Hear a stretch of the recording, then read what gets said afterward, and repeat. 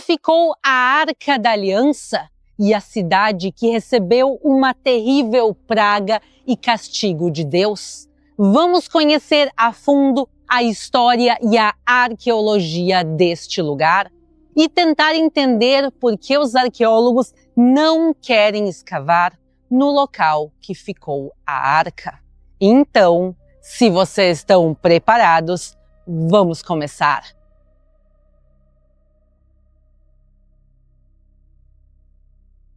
Ashdod é um dos locais que mais guarda segredos arqueológicos e bíblicos de toda a terra de Israel. E por isso, sem dúvida nenhuma, teremos um dia muito surpreendente. E para fazer esta jornada conosco, nós temos um convidado mais que especial. Oi, filha. Meu pai, o Dr. Jorge. E shalom, pessoal, shalom a todo mundo. Olha, estou tão satisfeito de conhecer este lugar, Aline. Vai ser maravilhoso. E agora sim, então, se vocês estão preparados, vamos começar. E agora sim, vamos entrar na fortaleza de Ashdod Yam. Atualmente, Ashdod é a quinta maior cidade de Israel. É uma cidade moderna e vibrante, mas que guarda um passado gigantesco. É incrível, Aline. Esta cidade foi criada há 3.800 anos pelos cananeus. E ela aparece 20 vezes na Bíblia, tanto com o nome de Ashdod, como também no Novo Testamento ela aparece como Azoto. E vamos aproveitar aqui que nós estamos nas ruínas para começar a entender a história deste local desde o seu início. Ashdod foi fundada há tanto tempo como cidade portuária. Estamos aqui à beira do mar Mediterrâneo. E a primeira vez que a cidade aparece na Bíblia é justamente no livro de Josué, quando as 12 tribos estão agora ativamente conquistando a terra prometida. Eles tinham saído da escravidão do Egito, passado 40 anos vagando no deserto, e agora que eles cruzaram também o Rio Jordão, eles têm que conquistar a terra de todos os seus povos que viviam aqui. E um desses grupos que viviam aqui eram justamente os Anaquins, os gigantes. Porém, Josué, por toda a capacidade militar que ele tinha, ele não consegue vencer todos os Anaquins. A Bíblia nos conta que ficam 3 enclaves de Anaquins em toda a terra. Naquele tempo, Josué foi e eliminou os Anaquins da região montanhosa, de Hebron, de Debir, de Anabe e de todas as montanhas de Judá e de todas as montanhas de Israel. Josué os destruiu totalmente com as suas cidades. Nenhum dos Anaquins sobreviveu na terra dos filhos de Israel. Somente em Gaza, Gate e Ashdod permaneceram alguns. Vejam isso, em somente 3 cidades da terra prometida sobram Anaquins. Aqui em Ashdod, em Gaza, que é próximo daqui, 30 quilômetros ao sul, seguindo pelo litoral. E a terceira cidade é Gat, que é a cidade que justamente algumas décadas depois é de onde sai Golias. E a Bíblia nos conta a estatura gigantesca que ele tinha. Mas quem eram estes gigantes? A Bíblia fala de 3 raças gigantescas. A primeira delas, os Refaíns. E eles viviam na região do Bashan, é o que hoje em dia nós chamamos as colinas do Golã.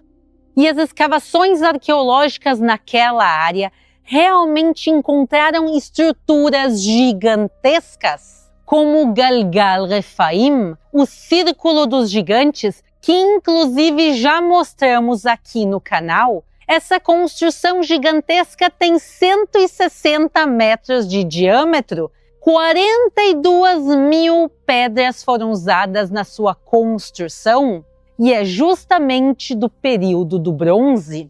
E a segunda raça gigantesca eram os Nefilins, que são um grupo antediluviano extremamente misterioso. Nós sabemos pouco sobre eles e as informações que nós temos vêm principalmente do livro de Gênesis. Naqueles dias havia Nefilins na terra e também posteriormente, quando os filhos de Deus possuíram as filhas dos homens e elas lhes deram filhos. Eles foram os heróis do passado, homens de renome. Isso que ouvimos foi antes do dilúvio, mas vemos que também os 12 espiões relatam seu encontro com os Nefilins e espalharam entre os israelitas um relatório negativo acerca daquela terra. Disseram: a terra para a qual fomos em missão de reconhecimento devora os que nela vivem. Todos os que vimos são de grande estatura. Vimos também os Nefilins, os descendentes de Enaque, e éramos aos nossos próprios olhos como gafanhotos, e assim também éramos aos olhos deles. E aqueles que querem se aprofundar nos estudos dos Nefilins, há mais relatos, porém em livros apócrifos, no livro de Enoque, no livro dos Jubileus e no livro dos Gigantes, encontrado entre os pergaminhos do Mar Morto. E a terceira raça, o terceiro grupo, eram os Anaquins, que também suas origens são muito misteriosas. Nós sabemos que eles são descendentes de Anak, mas há teorias também que falam que talvez eles fossem descendentes dos Nefilins, mas que de alguma maneira eles tivessem conseguido sobreviver ao dilúvio. Mas isso realmente nós não temos como saber. O que nós sim sabemos é que eles tinham um poderio militar muito grande aqui em Ashdod, que eles conseguiram repelir os ataques de Josué, pois toda essa área, segundo a Bíblia, foi destinada à tribo de Judá, mas a tribo de Judá nunca conseguiu expulsar os cananeus daqui, e por isso a fronteira passava quilômetros e quilômetros de distância naquela direção.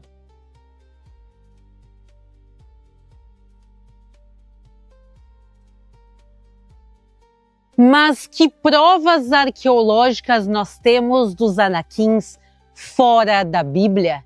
Justamente um dos achados mais importantes não veio aqui de Ashdod, e sim do Egito.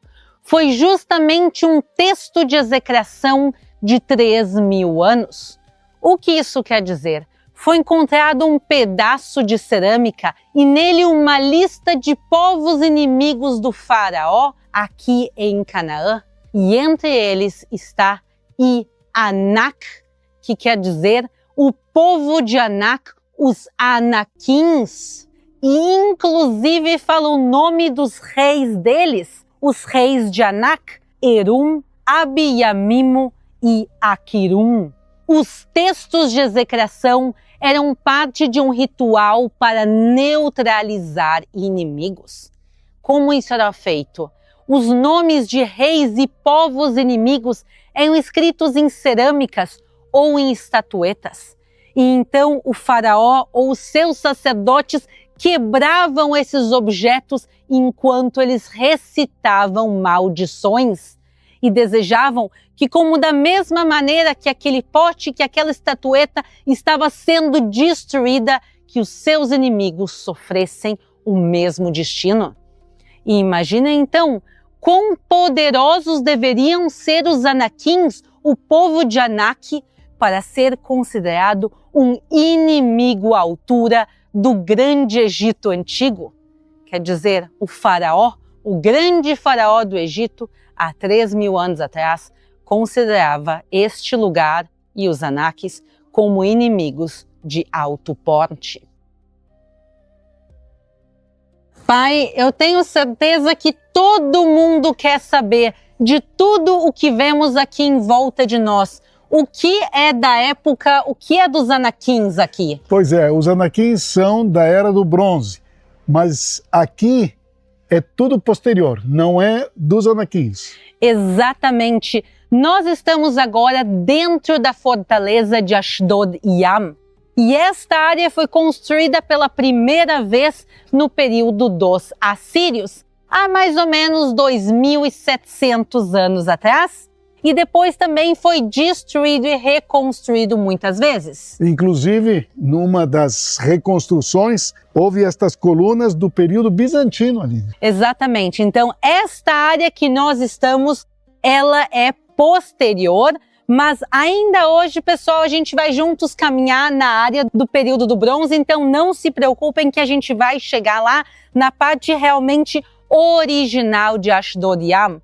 Mas antes de a gente seguir a nossa caminhada, eu quero seguir a nossa linha do tempo, porque nós estávamos falando de Josué. Josué tentou conquistar Ashdod dos Anaquins, mas não conseguiu. Quem sim consegue conquistar essa cidade, não muito tempo depois, foram os filisteus. Exatamente. E esta cidade passa a ser parte da Pentápolis, das 5 grandes cidades filisteias, que incluíam Ashdod, Ekron, Gat, Ashkelon e Gaza. E não nos surpreende que estas 5 cidades ficavam no litoral ou bem próximo a ele, pois os filisteus eram parte dos povos do mar, um povo invasor de origem no mar Egeu, na ilha de Caftor, que nós acreditamos ser a ilha de Creta. E eles cruzam o mar Egeu, cruzam o mar Mediterrâneo e chegam aqui no litoral de Canaã e tomam esta parte sul do litoral para eles. Depois de 450 anos de domínio filisteu, a cidade é conquistada pelo Império Assírio, depois pelos babilônicos, pelos persas, pelos gregos, pelo reino Hasmoneu, que era um reino judaico, pelo Império Romano, pelo Império Bizantino, por diferentes califados islâmicos, pelos cruzados, pelo Império Mameluco, pelo Império Otomano, foi parte do mandato britânico até finalmente ser parte do Estado de Israel em 1948. A cidade realmente passou de mãos em mãos e cada povo deixou a sua marca. Deixamos agora a fortaleza para começar nossa grande jornada, uma grande caminhada de 2 quilômetros para conhecer a parte mais antiga de Ashdod, a parte que realmente tem mais de 3.000 anos e guarda os seus segredos.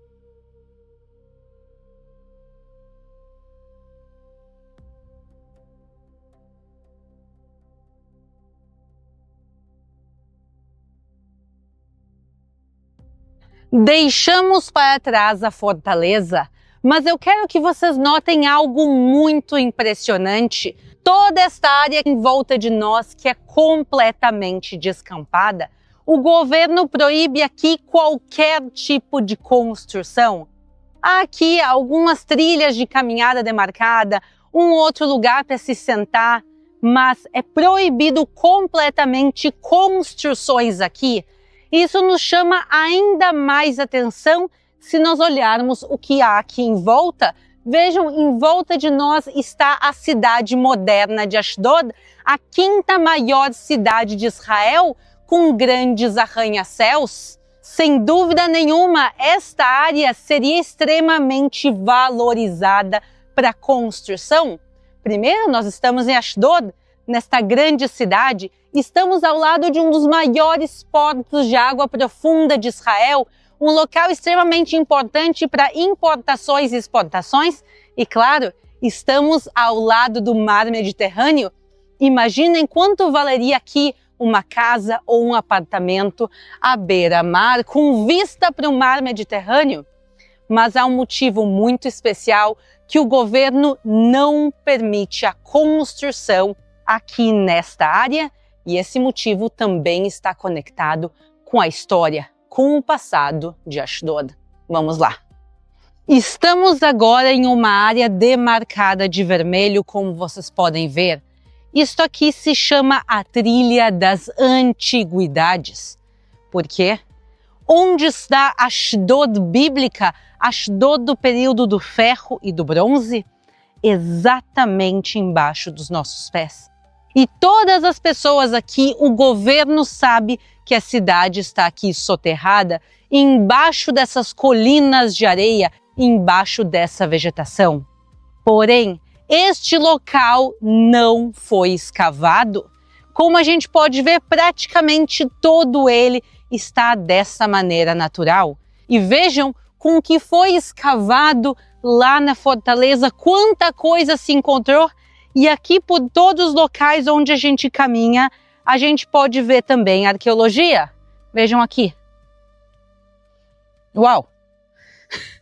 Tinha uma pontinha saindo para fora, aqui a gente pegando, a gente encontra um pedaço bem maior. Pessoal, isso aqui é um pedaço de cerâmica e há uma boa chance que isso seja do período do bronze ou do período do ferro. E onde a gente caminha aqui por esta área, nós vemos a arqueologia da cidade dos cananeus, dos Anakim que viviam aqui e também dos filisteus. E por isso a gente vai continuar caminhando para mostrar para vocês a verdadeira Ashdod bíblica, mas isso aqui nós precisamos deixar no local.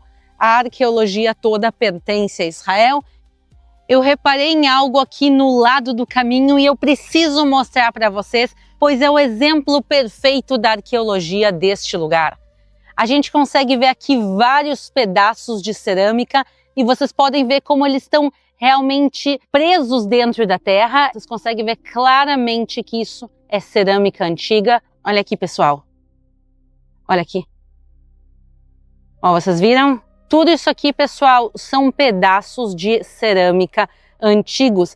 E a gente entende, então, se a gente cavar nessa área aqui, a gente realmente vai encontrar muito mais. Isso aqui é só literalmente o que está brotando das profundezas de Ashdod. No período do ferro, os filisteus viram os grandes inimigos do povo de Israel. E há muitas batalhas entre os dois povos.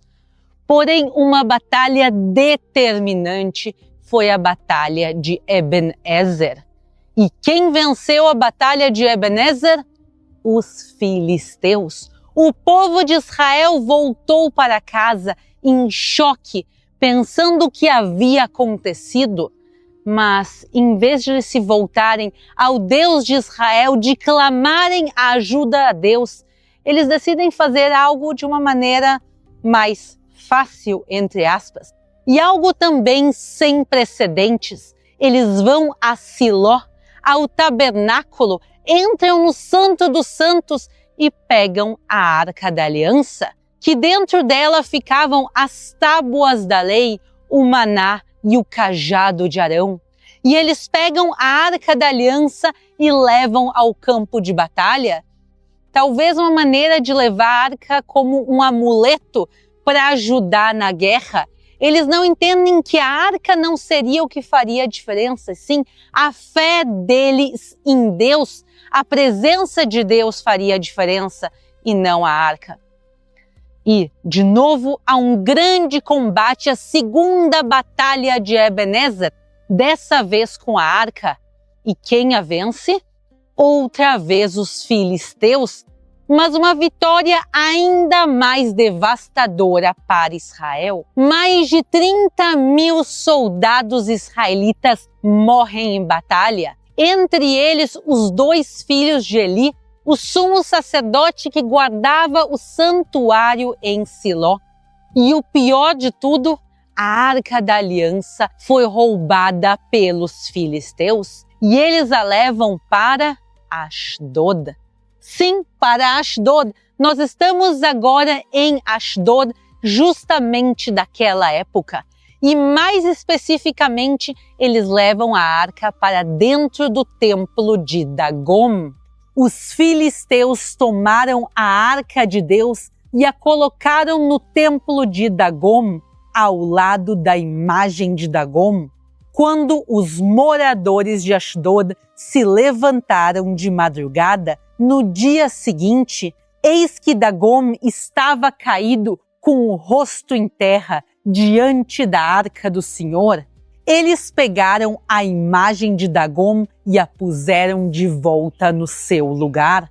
Levantando-se de madrugada, no dia seguinte pela manhã, eis que Dagom estava caído de bruços diante da arca do Senhor. A cabeça de Dagom e as suas mãos estavam cortadas, apenas o tronco dele estava inteiro. Graças a esse relato bíblico tão detalhado, nós sabemos que a arca esteve dentro do templo de Dagom, aqui em Ashdod.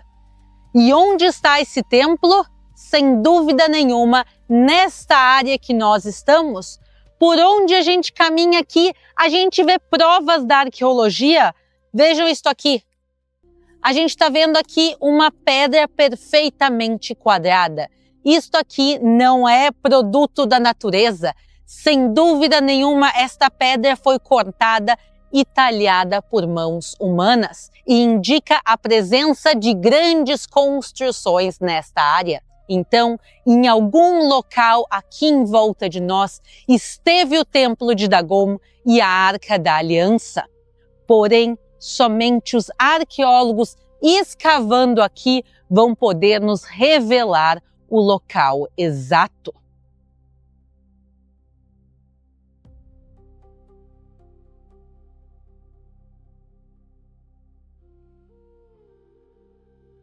Uma pequena parte desta área sim foi escavada, que é justamente esta área onde eu estou agora. E com um pouco escavado, vejam já o que começou a brotar aqui, o que começou a ser descoberto. E a pergunta que nós temos que fazer é: se nós escavarmos, há alguma chance de encontrar a arca? E a resposta é não. Pois a arca sim foi trazida a Ashdod, porém a cidade sofreu uma terrível punição de Deus. A cidade sofreu uma praga de Tchorim. Tchorim em hebraico significa hemorroidas. Sim, uma praga de hemorroidas para esta cidade. Infelizmente, quando a gente pega as Bíblias hoje em dia traduzidas a outros idiomas, às vezes a gente vê isso traduzido como feridas, úlceras, cânceres, tumores. Há várias traduções diferentes para essa palavra. Porém, o significado original e correto é uma praga de hemorroidas. Sendo bonito ou não, esta é a verdade. E a cidade realmente ficou aterrorizada, entendendo que a praga veio devido à arca. E por isso eles tiraram a arca da cidade e enviaram a outra cidade filisteia. E ela passou de uma cidade filisteia para outra. E onde ela chegava, essa praga seguia a população. E no final, os filisteus decidem devolver a arca aos seus donos, ao povo de Israel, e a enviam a Beit Shemesh. De lá, ela segue a Criat Yarim, e ela sobe finalmente a Jerusalém, onde ela foi colocada posteriormente no templo. Então, nós estamos agora em uma das estações da Arca da Aliança. E realmente precisamos seguir a nossa caminhada, pois eu já vejo que de fundo se aproxima uma grande tempestade.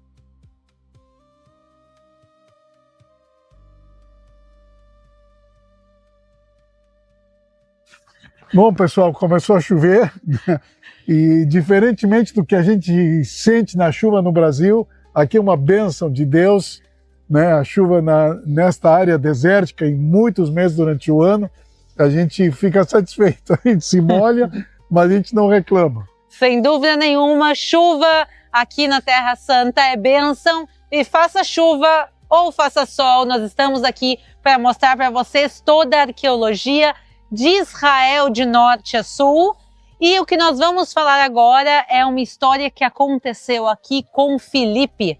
Tu lembra que Filipe? Filipe o evangelista, né? Exatamente. Filipe o evangelista, ele viaja por diferentes locais aqui da terra para evangelizar. Posso botar o capuz? Pode botar o capuz. Ele viaja por diferentes locais de Israel para evangelizar. Ele batiza o eunuco e depois disso está escrito que ele vai para Azoto. Azoto, outra vez, é outro nome para Ashdod. E ele vem aqui evangelizar nesta cidade. Interessante. Então, quer dizer, este é um dos primeiros locais de toda a Terra Santa, fora da Galileia, fora de Jerusalém, que recebe o Evangelho. E nós falamos que pouco aqui deste local foi escavado, mas sim se escavaram algumas coisas do período romano, da época de Filipe, e justamente nós temos elas aqui. Pai, tu consegue identificar que estrutura é essa? Deve ser túmulo isto, né? Exatamente, pessoal. Pode vir aqui, Mote, também com a gente para mostrar. Estamos vendo aqui túmulos e estruturas funerárias. Vocês podem ver aqui a entrada original, mas ela está selada, fechada, porque a ideia é que a pessoa entrava e não precisava mais sair. E aqui nós vemos uma estrutura funerária dupla. Vemos essas estruturas que são justamente do período romano e bizantino. E por isso eu quero fechar a história de Ashdod nesse local, porque eu vejo que tem uma reviravolta histórica e bíblica. A cidade começa com uma cidade que enfrenta o povo de Israel. Josué não consegue conquistar a cidade, os anaquins seguem vivendo aqui. Depois ela passa a ser uma cidade dos filisteus, dos grandes inimigos do povo de Israel. Nação vai passando e conquistando esse local, deixando a sua marca. Aqui esteve a Arca da Aliança, a praga, por consequência, a praga de hemorroidas, que aconteceu aqui.